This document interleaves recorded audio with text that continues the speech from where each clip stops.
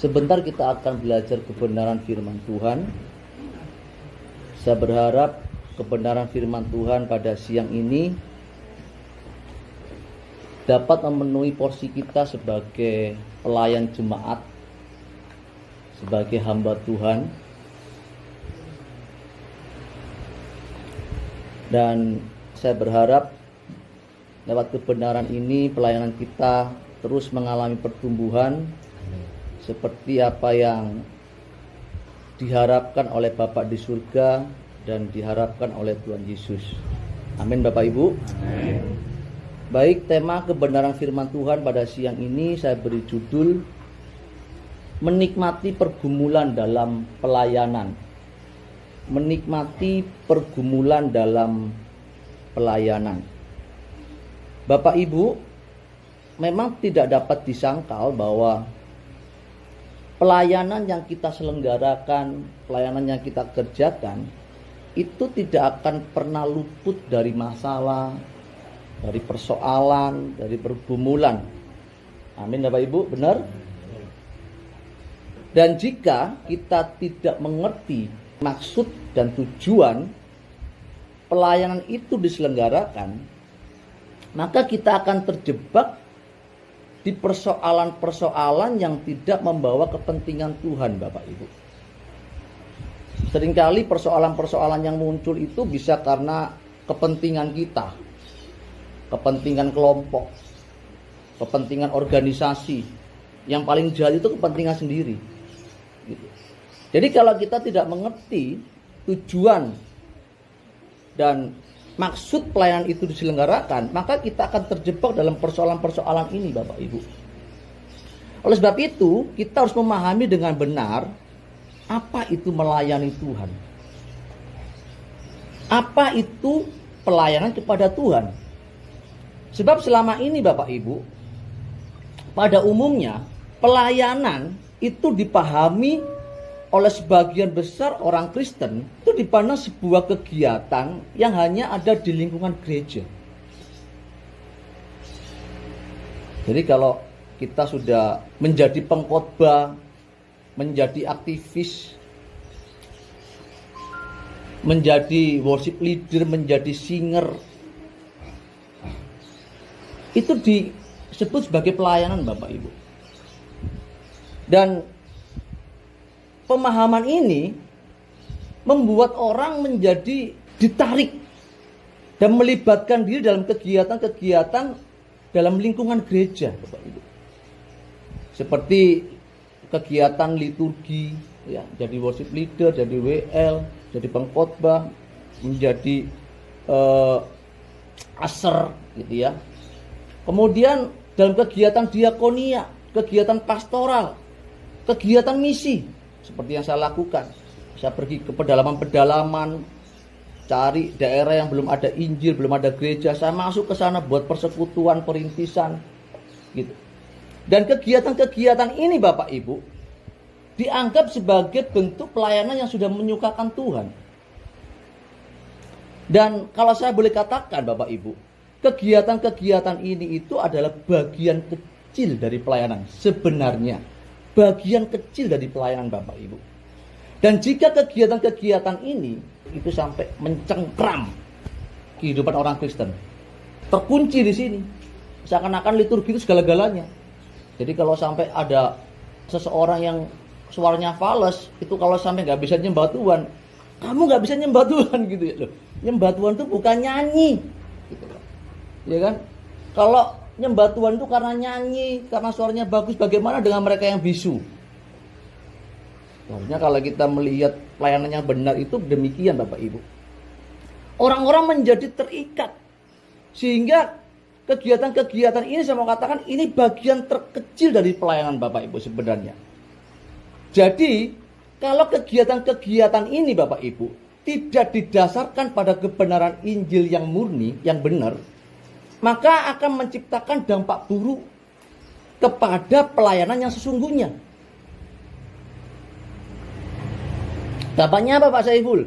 Yang pertama, membuat seseorang tidak terpacu untuk secara serius dan terus-menerus mengubah pola pikirnya agar memiliki pikiran dan perasaan Kristus, Bapak Ibu. Seseorang yang terikat dengan kegiatan gerejawi, aktivitas-aktivitas yang saya sebut sebagai kegiatan agamawi, mereka merasa diri puas. Dan saya melihat dulu seorang jemaat sebelum jadi majelis itu kalau dengar firman di depan nyatetin gitu.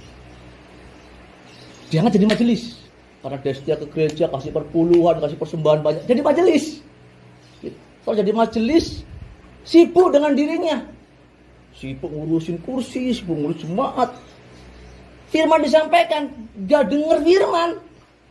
Sibuk notoin buku, sibuk ngasih amplop dan sebagainya. Saya melihat orang-orang seperti ini merasa diri sudah puas. Seakan-akan Bapak Ibu, kegiatan-kegiatan yang dilakukan itu sudah cukup membuat diri mereka diperkenan oleh Allah. Apalagi kalau sudah menjadi pengkhotbah. Wah, rasanya kalau pakai jas, pakai dasi, berdiri di mimbar, yang dengar orang ribuan, itu kalau orang nggak ngerti pelayanan, jatuh dalam kesombongan, Bapak Ibu.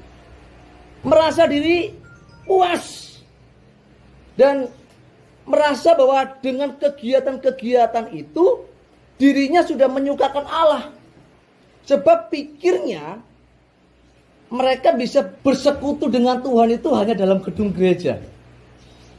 Makanya saya tidak heran kalau di mimbar itu ajakan CWL, worship leader, hamba Tuhan, mari kita menyembah Tuhan, kita ketemu dengan Tuhan. Emangnya ketemu cuma di gereja?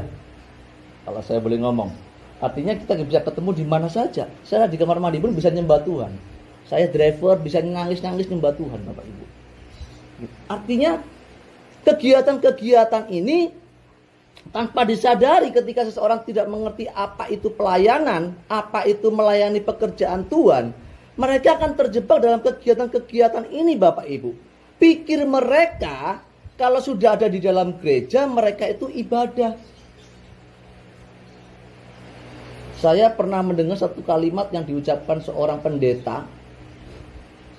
Hari Minggu itu harus ibadah. Gak boleh gak ibadah. Saya bingung ya. Ibadah itu pikirannya ketika disampaikan ke jemaat, pikiran jemaat apa?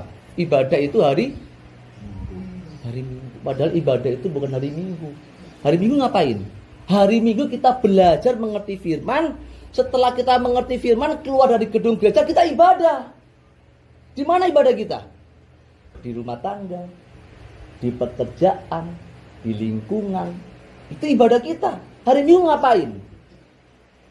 Belajar. Mengerti apa yang Tuhan mau. Ibadah kita itu bukan 2 jam sebetulnya. Kalau Bapak Ibu punya jemaat diajari, ibadah kita bukan 2 jam Bapak Ibu. Bapak Ibu datang ke gereja ke sini, datang ibadah ke tempat ini bukan untuk melakukan liturgi agamawi. Tetapi Bapak Ibu harus belajar mengerti kebenaran. Makanya jangan ngantuk. Bener kan? Banyak kan jemaat kalau ke gereja ngapain? Pindah tidur. Karena pemahaman atau konsep ibadah mereka, pelayanan mereka, ketemu Tuhan itu di gereja. Sehingga hal inilah yang menjebak mereka dalam kesibukan kegiatan-kegiatan agamawi dan membuat mereka merasa hebat, merasa dekat Tuhan.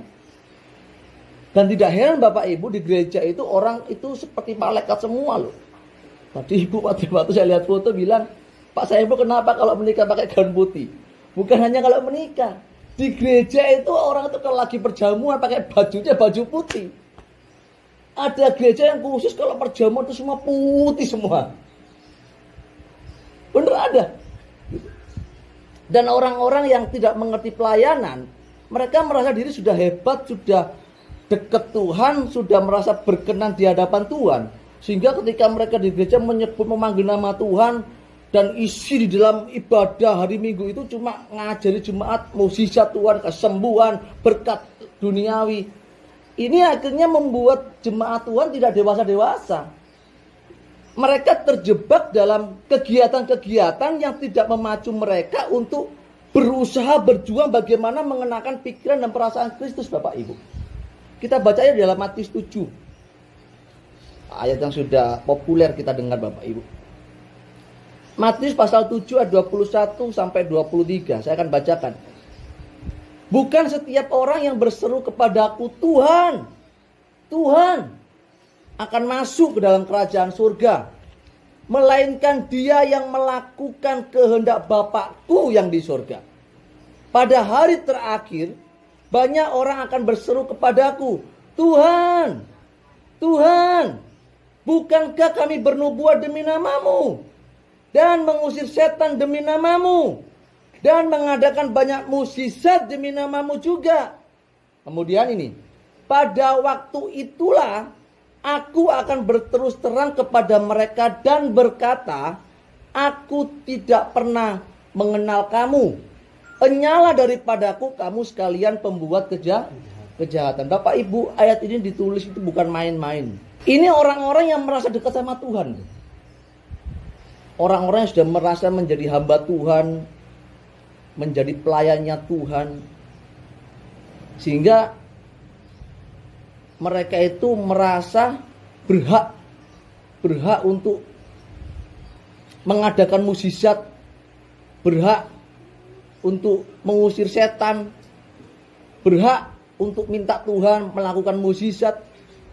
Dan orang-orang seperti ini merasa bahwa dirinya itu VIP di hadapan Tuhan. Dan ini saya persoalkan, Bapak Ibu. Saya persoalkan. Saya lebih baik mempersoalkan ini daripada saya merasa terlalu naif. Aku diberkenan gitu. Lebih baik saya persoalkan, Tuhan, apakah diriku sudah berkenan? Keadaan ini, Bapak Ibu, berseru-seru kepada nama Tuhan, mukjizat kesembuhan terus ditekankan dalam gereja. Dan umat diajar terus menerus menikmati Tuhan. Pak, nggak boleh minta kesembuhan Tuhan. Boleh, saya bilang boleh. Tapi kalau Bapak Ibu sudah dewasa, belajar ngerti firman, belajar ngerti kebenaran, ternyata Bapak Ibu, kalau Bapak Ibu baca di Alkitab, itu hampir orang yang disembuhkan Tuhan mengalami mukjizat, itu orang yang gak dimuridkan loh. 98% orang yang mengalami mukjizat Tuhan, itu disembuhkan, itu gak dimuridkan. Tapi orang-orang yang dimuridkan, yang ngerti, yang dekat sama Yesus, itu mereka diperintahkan untuk hidup sepenanggungan seperti dia. Makanya ketika saya belajar Alkitab, ternyata tidak ada kemuliaan tanpa penderitaan. Ternyata penderitaan itulah yang membawa kita kepada satu kemuliaan. Mukjizat itu ditujukan, dinyatakan oleh Tuhan supaya ada jiwa yang mengenal Tuhan dan mereka diselamatkan. Loh, kalau orang Kristen, Pak, yang sudah dewasa, yang sudah melayani, nggak perlu minta-minta. Tuhan bilang, Bapakmu tahu nak. Kamu jangan seperti orang gak kenal Tuhan ya. Masalah makan minum, kesehatan, usahakan itu Bapakmu ngerti nak. Itu orang dewasa, orang yang kenal Bapaknya, Bapak Ibu. Tetapi faktanya Bapak Ibu tidak dapat dipungkiri bahwa di dalam gereja yang selalu ditekankan itu persoalan lahiriah. Umat diajar terus menerus untuk menikmati Tuhan. Kalau akhir zaman ini, di penghujung akhir zaman ini, sudahlah kita sebagai orang dewasa bukan hanya menikmati Tuhan, harus bisa dinikmati Tuhan. Amin. Harus dinikmati Tuhan dong. Kalau nikmati Tuhan tuh anak. Kalau saya punya anak 5 tahun sama 17 tahun, kalau anak saya 5 tahun masih minta uang, Pak minta uang jajan, Pak minta sangu, masih wajar. Kalau sudah 27 tahun, Pak minta uang. Loh, kamu sudah gede kamu minta uang terus. Ya kamu kasih papa dong. Kamu sudah kerja. Paham? Itu bapak dunia ini. Artinya kalau sudah dewasa, ya kamu jangan minta-minta terus dong, berusaha. Itu bapak dunia. Apalagi bapak kita di surga mengharapkan kita dewasa. Tuhan mengharapkan kita sebagai gereja Tuhan di akhir zaman ini bisa dinikmati Tuhan. Kalau kita terus-menerus minta pertolongan Tuhan, nanti kita cenderung ceroboh, Bapak Ibu. Cenderung ceroboh. Saya kalau sama istri berdoa setiap pagi, sore, nggak pernah kita berdoa itu minta-minta. Selalu bilang, Tuhan terima kasih, biarlah kami berusaha mengerti apa yang kau kehendaki. Ibu saya ini 3 minggu yang lalu kena stroke. Tepatnya tanggal 9. Stroke. Namanya anak, ngerti firman, sering khotbah, pelayanan kemana-mana. Ya minta kesembuhan dong Pak.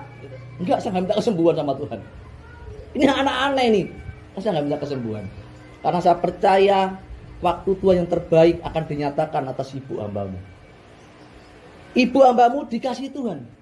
Dan hambamu percaya nggak perlu minta pun tanda kesembuhan loh. Gitu. Buktinya apa? Saya hanya berkata sama Tuhan, biarlah kita menikmati apa yang Tuhan izinkan supaya kami dewasa, supaya kami bergantung sama Tuhan. Gitu. Biar lewat dokter, Tuhan pakai dokter untuk sebagai alatmu melakukan kehendakmu dalam kehidupan kami. Gitu. Dan gak disangka-sangka teman-teman, saya ini terus dapat informasi. Oh di sana loh, teman saya itu stroke, disuntik berapa kali sembuh. Saya nggak percaya. Saya berangkat ke salah satu jemaat yang kena stroke sembuh. Oh Pak Saiful lihat ini loh dia jalan. Sembuh sungguhan. Akhirnya oke, saya bawa ibu saya ke sana 2 kali bisa jalan. Bisa jalan. Kemudian bukan hanya berhenti di situ. Teman saya bilang, ini kemarin kita pertemuan hamba-hamba Tuhan di salah satu kota. Dan salah satu pendeta itu ada yang kesaksian stroke. Kemudian dia nggak punya duit. Dia dikasih buah. Buah itu dimakan sembuh. Gitu. Wah, buah apa ini unik gitu ya. Tertarik saya. Saya berikan buah itu dan akhirnya hari ini ibu saya sudah sehat. Pas ibu nggak minta kesembuhan. Itu bagiannya Tuhan. Tuhan tahu apa yang saya butuhkan. Tuhan tahu apa yang menjadi kebutuhan anak-anaknya. Setuju ya? Bapak-bapak punya anak kan? Ibu-ibu punya anak kan? Tahu kan kebutuhan anaknya, tahu kan? Perlu nggak anaknya orang Bapak minta? Ya ada waktunya kita ngerengek itu ketika kita sudah tidak memiliki kemampuan untuk hal itu. Boleh sewaktu-waktu boleh. Tapi jangan terus-terusan ngerengek. Amin Bapak Ibu? Amin. Amin ya? Kita harus dinikmati oleh Tuhan. Jangan terus minta pertolongan Tuhan, berguna untuk pekerjaan Tuhan. Ya. Sebab dengan cara demikian Bapak Ibu, orang-orang yang tidak mengerti pelayanan itu dengan berseru-seru, mengalami mukjizat Tuhan, pertolongan Tuhan, kemudian dia merasa dirinya sudah dekat sama Tuhan. Benar. Ditolong nggak ditolong, Tuhan baik. Kenapa? Karena kita nggak tahu cara Tuhan untuk menolong kita. Maka saya bilang, sebetulnya rencana Tuhan itu baik. Untuk siapa? Untuk Tuhan, untuk kita. Tapi seringkali kita ini nggak mau tahu.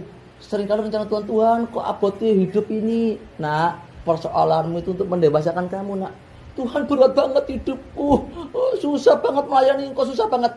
Itu untuk mendewasakan kamu, nak. Kalau melayani tanpa tantangan, itu nggak indah. Nggak manis, Bapak Ibu.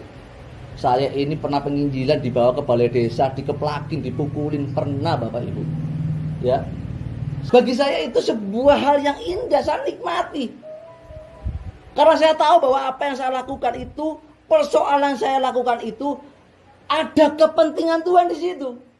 Jangan sampai Bapak Ibu kita punya masalah, punya persoalan dalam melayani. Tapi itu kepentingan kita. Itu kepentingan organisasi. Kepentingan kelompok. Ini yang jahat Bapak Ibu. Dan saya melihat Bapak Ibu, banyak sekali orang-orang yang melayani, mereka itu mengalami persoalan-persoalan, mengalami masalah, tetapi di dalamnya tidak ada kepentingan Tuhan. Ini yang bahaya, ini yang fatal Bapak Ibu. Kenapa demikian? Ya karena mereka nggak mengerti pelayanan diselenggarakan. Nggak ngerti. Makanya saya heran Bapak Ibu. Di gereja itu sudah puluhan tahun melayani, masih gegeran. Masih ada saingan antara pemain musik, evangelis, majelis, pendeta. Dan bisa terjadi di satu gereja. Hampir semua gereja. Pak saya buka bilang gitu. Ya saya masuk gereja banyak Bapak Ibu. Saya keliling gereja banyak. Kenapa? Ya karena mereka punya kepentingan sendiri. Supaya aku pengen dihormati, supaya dilihat wah. Supaya orang lihat saya kagum. Kan kita nggak ngerti orang melayani isi hatinya apa. Ya, jadi persoalan inilah yang pertama, membuat orang tidak serius untuk mengenakan pikiran Kristus. Yang kedua, akibatnya kalau kita nggak ngerti pelayanan, Seseorang gagal menemukan panggilannya yang khusus bagi kepentingan kerajaan Allah. Gagal menemukan panggilannya. Sebab mereka berpikir bahwa panggilan Tuhan, pikirnya mereka, selalu berorientasi pada kegiatan di lingkungan gereja, Bapak Ibu. Padahal kalau saya boleh katakan begini, profesi kita apapun, baik itu pedagang, karyawan, tenaga medis, pimpinan, driver, apapun profesi kita yang kita miliki di luar lingkungan gereja, itu merupakan panggilan yang sejajar dengan panggilan kita sebagai pelayan Tuhan di gereja. Ketidakmengertian pelayanan, Bapak Ibu, karena mereka berpikir melayani itu hanya di gedung gereja, pakai dasi, pakai jas, pakai baju bagus, pakai baju putih, ya, harum wangi, wangi gitu ya, di ruang AC, dikipasin, dihormatin. Maka banyak orang menarik diri dan dengan percaya diri mereka berusaha meninggalkan profesi pekerjaannya untuk menjadi pejabat dalam gereja dan meyakini ini adalah panggilan Tuhan untuk melayani. Ini saya dulu ini. Saya dulu melayani jadi pendeta, saya usia 20 tahun. Jadi pendeta. Kenapa Pak saya menjadi pendeta 20 tahun? Ya karena pelayanan saya banyak. Saya tinggalkan pekerjaan saya. Saya pikir melayani hebat. Waduh. Hebat loh, bisa khotbah, datang ke rumah sakit, punya kartu evangelis, masuk, bebas doain orang. Saya tinggalkan pekerjaan saya. Saya berpikir Bapak Ibu, itu melayani Tuhan. Tidak berhenti di situ. Saya menjadi seorang misionaris. Saya tinggalkan istri saya 3 tahun sendirian. Saya pergi ke pedalaman penginjilan. Anak saya nggak bisa makan, nggak bisa bayar sekolah. Saya hanya mengharapkan donatur. Anak saya yang kedua, istri saya hamil, nggak minum susu, nggak suntik, nggak kontrol. Hari ini sama kakaknya, gizinya banyak kakaknya. Saya menyadari anak saya yang kedua ini kesalahan saya. Ketika saya mengerti ini, saya pulang. Saya bilang, Tuhan, aku harus berguna buat kerajaan-Mu. Aku harus efektif, aku harus produktif. Aku melayani Tuhan. Saya mulai dari keluarga. Saya layani dulu istri saya, anak saya, orang tua saya layani. Saya bekerja keras, saya jujur, saya tidak mencuri, saya tidak bohong. Saya kerja dan maksimal. Saya mencoba untuk berkarir, mencoba sebuah usaha. Akhirnya hari ini saya boleh melayani dan boleh bekerja. Saya melihat bahwa ini lebih efektif hidup seperti ini. Saya bisa melayani ke pedalaman hari ini, tidak perlu minta donatur. Saya punya uang sendiri untuk pergi. Di sana saya bukan minta, tapi saya memberi, menabur. Ketika kita tidak mengerti pelayanan Bapak Ibu, maka inilah yang terjadi dari kebanyakan orang-orang Kristen. Mereka meyakini bahwa melayani itu di dalam gereja, sehingga mereka gagal menemukan panggilannya, panggilan yang khusus yang diharapkan Tuhan untuk kepentingan kerajaan surga itu tidak sampai. Mereka berpikir melayani hanya dalam gedung gereja, di atap plafon gereja. Dan ketidakmengertian ini Bapak Ibu, orang-orang yang meninggalkan panggilannya, memiliki profesi di luar gedung gereja itu, mereka akhirnya mengorbankan keluarganya. Saya melihat banyak pendeta, banyak keluarganya yang, maaf ini, dikorbankan puasa terpaksa. Puasa terpaksa. Ya, melayani Pak, harus menderita. Tapi kalau untuk hari ini, kita harus lebih cerdas. Amin. Kalau 20 tahun yang lalu oke lah. 30 tahun yang lalu oke. Tapi untuk hari ini kita harus cerdas. Amin. Paling efektif itu hamba Tuhan, pelayan Tuhan kalau bisa usaha sendiri. Karena hamba Tuhan tiba-tiba jam 2 ditelepon. Betul nggak? Bapak tadi tiba-tiba ke Semarang 3 hari 4 hari. Kalau kerja ikut orang dipecat. Jadi kalau kita mengerti panggilan kita, artinya dimanapun kita berada, kita bisa menjadi misionarisnya Tuhan. Kalau Bapak Ibu hanya kumpul di gereja, garam ketemu garam, darah tinggi. Setuju ya? Terang ketemu terang, gak berguna. Orang menyalakan pelita itu bukan ditaruh di bawah gantung, ditutupin, enggak. Tapi ditaruh di atas tempat yang tinggi supaya orang lihat. Amin. Bapak Ibu kalau hidup di lingkungan di mana belum ada orang percaya, masih banyak yang belum kenal Tuhan, disitulah keberadaan kita. Supaya panggilan kita untuk menggenapkan rencana Allah dalam dunia ini, kita harus berfungsi. Kalau hanya dalam gedung gereja semuanya itu bisa palsu. Setuju ya Bapak Ibu ya? Bisa palsu. Jadi kalau sampai kita ini demikian Bapak Ibu, maka kita akan menimbulkan satu persoalan yang tidak membawa kepentingan Tuhan. Jangan-jangan itu ambisi kita. Ambisi pribadi yang dibungkus dengan agamawi. Kita nggak tahu. Gitu. Padahal Bapak Ibu, profesi masing-masing orang itu dapat diperankan untuk melayani Tuhan sebagai utusannya, sebagai misionarisnya. Dengan profesinya, dia dapat memuliakan Tuhan dengan kehidupannya. Kita baca yuk dalam 1 Korintus 6 ayat 19 sampai 20. Atau tidak tahukah kamu bahwa tubuhmu adalah bait Roh Kudus yang diam di dalam kamu, Roh Kudus yang kamu peroleh dari Allah, dan bahwa kamu bukan milik kamu sendiri, sebab kamu telah dibeli dan harganya telah lunas dibayar. Karena itu, muliakanlah Allah dengan tubuhmu. Artinya begini Bapak Ibu, hidup melayani Tuhan adalah hal mutlak. Di mana Pak? Di gedung gereja? Enggak. Dimanapun kita berada. Profesi kita itu akan menjadi sesuatu yang efektif untuk melayani Tuhan. Kalau Bapak Ibu, saya ini gojek loh Pak. Saya ini gojek. Karena rental sepi saya gojek. Saya bisa bergaul dengan tukang gojek. Di sana saya lebih efektif. Bisa menjadi orang yang bisa nyampein firman. Bisa dekat dengan mereka. Saya bisa sharing kebenaran, saya sharing kehidupan. Berfungsi. Kalau di gereja, kumpulnya pendeta loh Pak. Ya, kumpulnya malaikat-malaikat di gereja. Efektif enggak keberadaan kita? Misionaris panggilan kita itu efektif enggak kira-kira?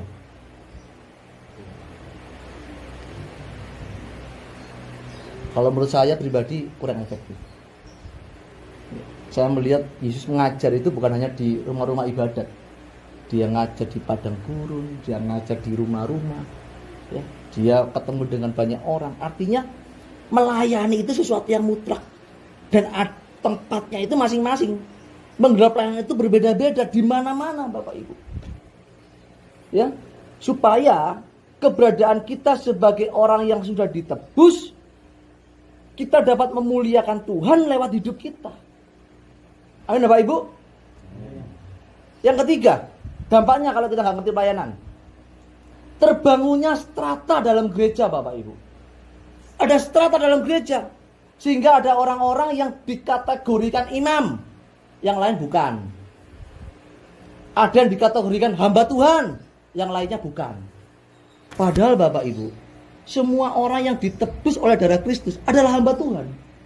Kalau bukan hamba Tuhan, hamba siapa? Hamba setan. Ada strata, kenapa nggak ngerti pelayanan?